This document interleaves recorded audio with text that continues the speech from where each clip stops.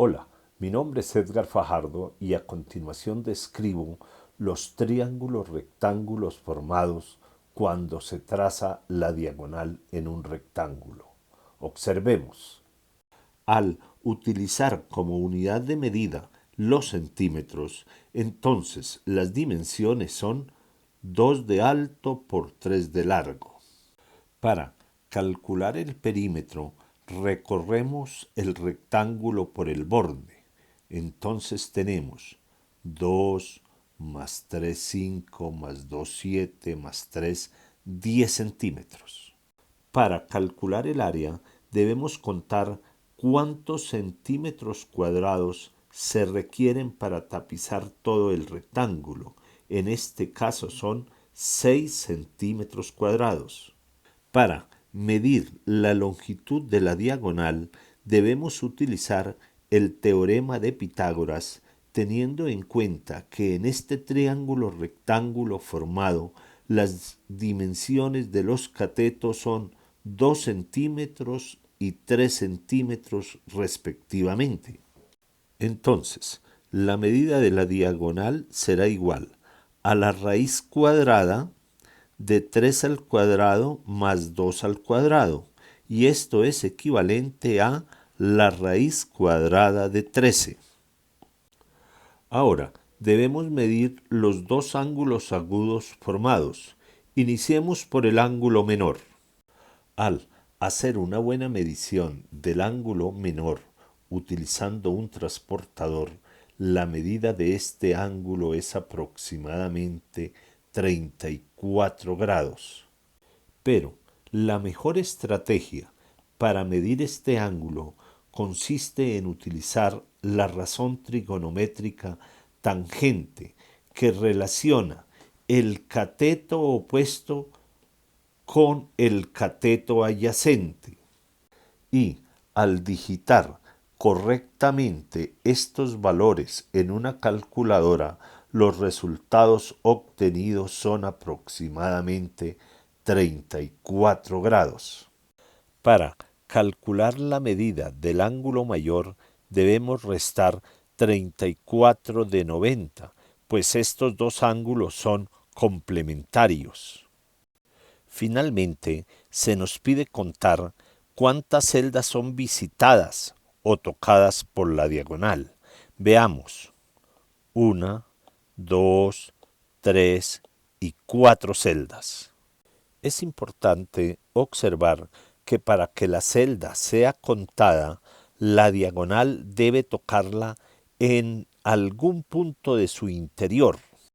Y, a continuación, veamos la descripción de otro rectángulo. En este caso, las dimensiones son 3 por 4.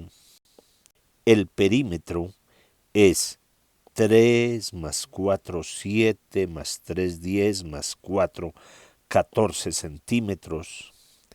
El área es igual a 3 por 4, 12 centímetros cuadrados. Para calcular la longitud de la diagonal, utilizamos el teorema de Pitágoras.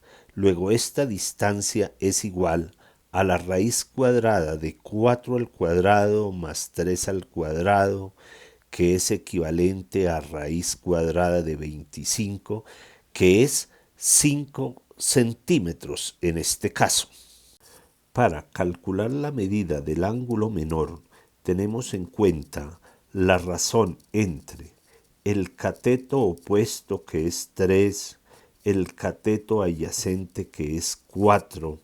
Utilizando una calculadora, calculamos la razón trigonométrica inversa a tangente de 3 cuartos y esto aproximadamente es 37 grados. La medida del ángulo mayor es el complemento del ángulo menor, luego la respuesta es 53 grados.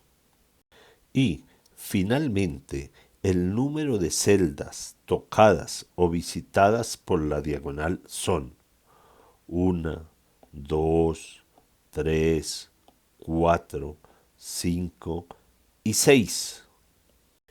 Estas respuestas las podemos tabular en una tabla comparativa como la siguiente. El registro de estos resultados nos permite comparar y visualizar el cambio en cada una de las variables.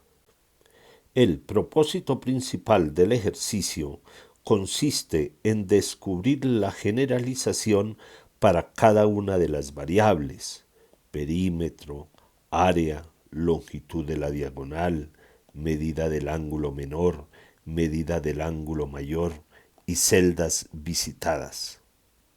Por ejemplo, para el caso del perímetro, lo podemos calcular sumando las dimensiones y luego multiplicando por 2.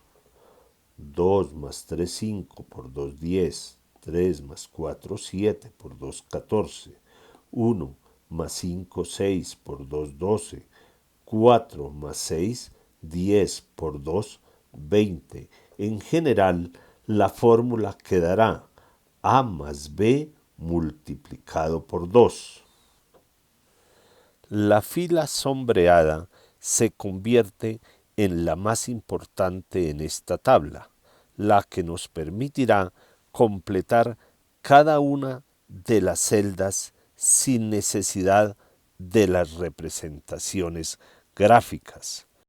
Por ejemplo, para el rectángulo de dimensiones 30 por 40, el perímetro es 140 centímetros, el área 1200 centímetros cuadrados, la longitud de la diagonal 50 centímetros, la medida del ángulo menor 37 grados, la medida del ángulo mayor 53 grados y el número de celdas visitadas 60.